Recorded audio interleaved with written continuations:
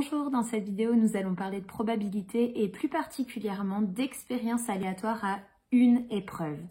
Alors, une expérience aléatoire à une épreuve, c'est une expérience aléatoire, bien sûr, au cours de laquelle on ne va réaliser qu'une seule action. Par exemple, lancer un dé, je lance une seule fois le dé, d'accord? Tirer une carte dans un jeu de cartes, je tire une seule carte. Voilà une expérience à une épreuve, tout simplement. Alors, une expérience aléatoire à une épreuve, on peut la schématiser et d'ailleurs on va le faire très souvent en probabilité par ce qu'on appelle un arbre de probabilité. Alors pourquoi ça s'appelle un arbre? Tout simplement parce qu'on va dessiner des branches comme ça.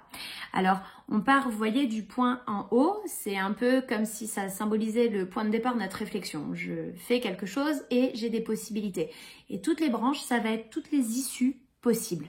Donc en bas des branches, on va toujours noter les issues, d'accord?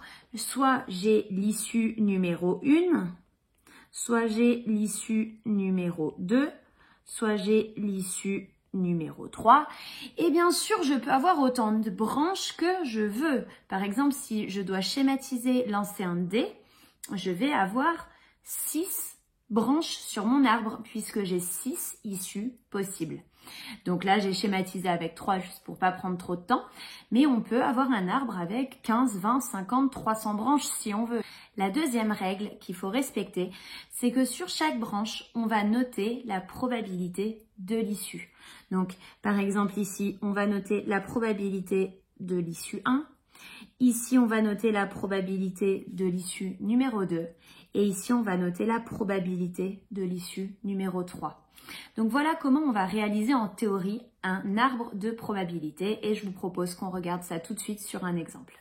Alors, voilà une expérience aléatoire, on fait tourner la roue suivante et on veut faire l'arbre de probabilité qui correspond aux différentes issues possibles. Bien évidemment, mes issues, ça va être le résultat, la couleur que je vais obtenir sur la petite flèche rouge.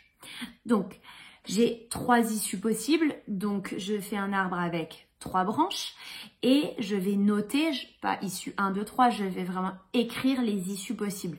La première possibilité que j'ai, c'est d'obtenir du rose.